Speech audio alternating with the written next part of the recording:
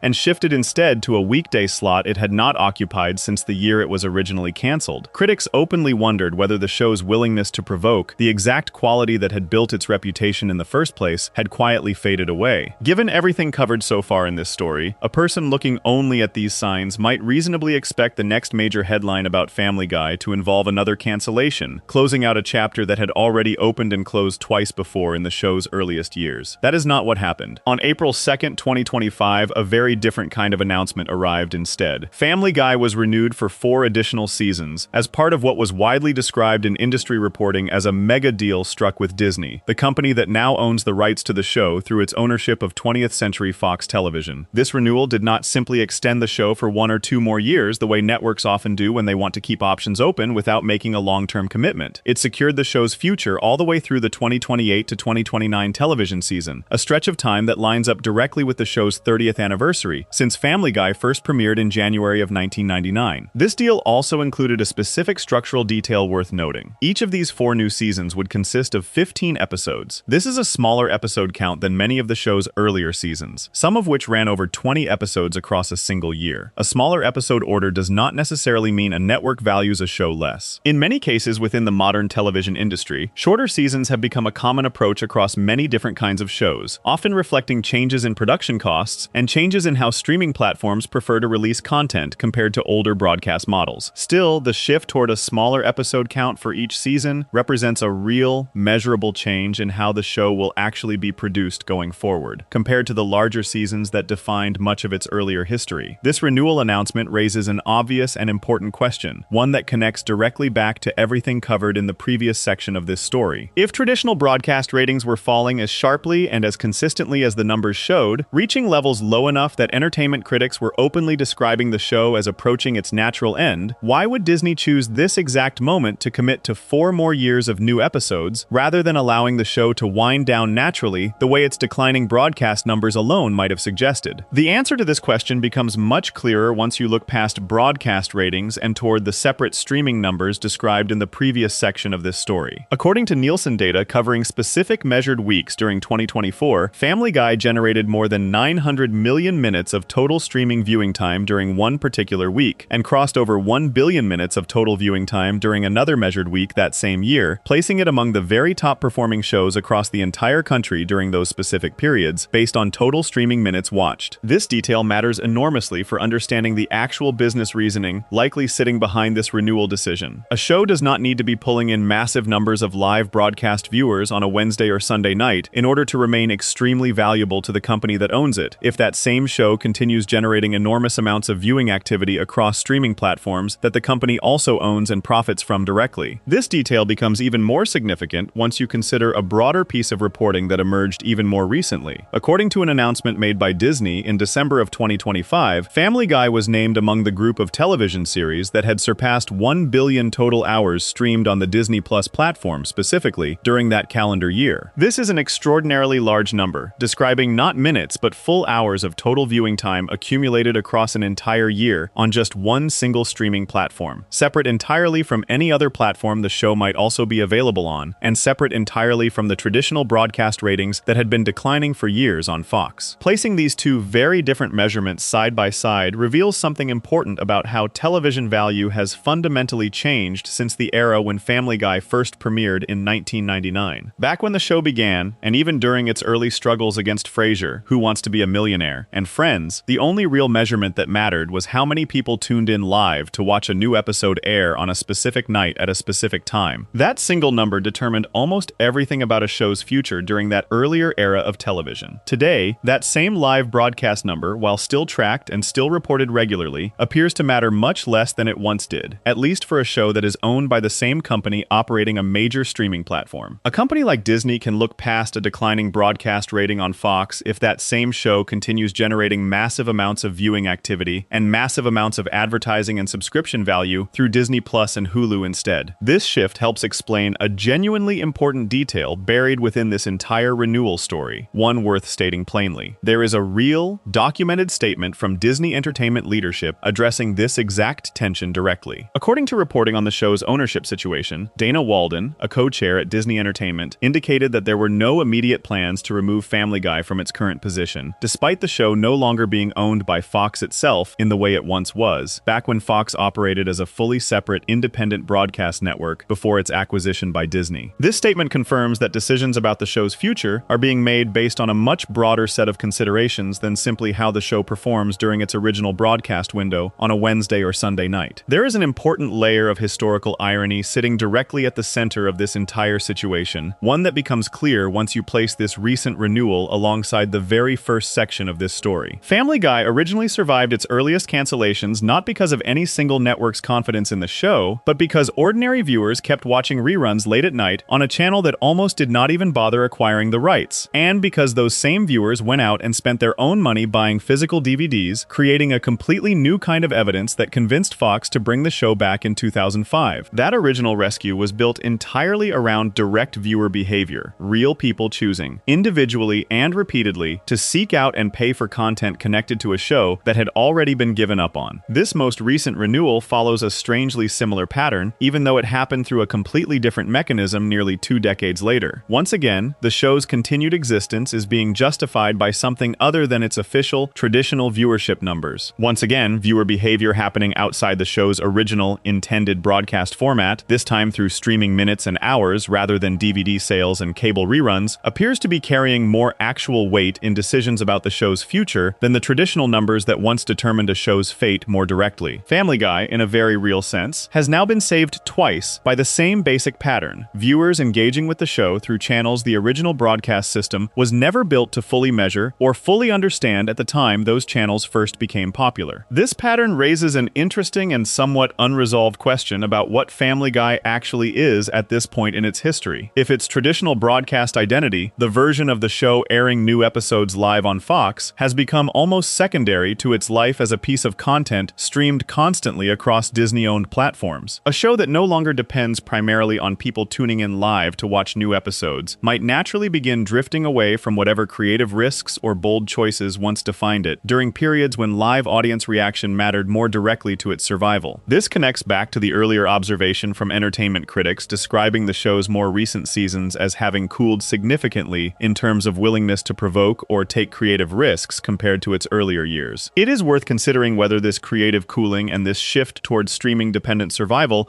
are connected to each other in some way, even though establishing a direct, provable cause and effect relationship between these two trends would require more specific evidence than currently exists in public reporting. What can be stated clearly and factually, based on everything covered throughout this story, is the following sequence of events. Family Guy experienced a documented, significant, multi-year decline in its traditional broadcast ratings, reaching levels low enough that entertainment critics openly described entire seasons as the least watched in the show's history. During this same general period, the show also made a public, documented decision to phase out an entire category of jokes that had defined much of its earlier comedic identity. And despite both of these developments happening across the same general stretch of years, Disney chose this exact moment to commit to 4 additional seasons of new content, a decision that reporting connects directly to the show's extremely strong performance on streaming platforms, separate entirely from its declining broadcast numbers. This closing chapter of Family Guy's story, at least as far as publicly available information currently allows us to trace it, brings the show's full 25-plus year history back around to something resembling where it started. A show that was once canceled twice by a network that saw no future in it, only to be saved by an audience engaging with it through channels the network itself did not fully understand or control at the time, has now, decades later, been extended for years to come by a completely different company, based once again on audience engagement happening through a channel, streaming, that operates on entirely different rules than the original broadcast system the show was originally built for back in 1999. Family Guy's entire history, when placed together and viewed as one continuous story, rather than a series of separate, disconnected incidents, describes a show that has never fully controlled its own fate in the way its longevity might suggest at first glance. It has been rescued by audiences it did not create and could not fully predict. It has admitted, at various points, to serious problems in how it wrote specific characters and structured specific jokes, without always following through on meaningful, lasting change. It has drawn formal complaints from government regulators, personal criticism from a sitting governor and her own family, and a famous, pointed critique from one of its biggest rivals in the entire animation industry, one that its own creator eventually admitted was accurate. And now, even as its original broadcast identity continues fading in ways that would have ended almost any other show decades ago, it continues forward anyway, sustained by a completely different kind of audience engagement that barely existed as a concept when the show first went on the air. If you enjoyed this video essay, make sure to subscribe. Thanks for watching, and I'll see you in the next one.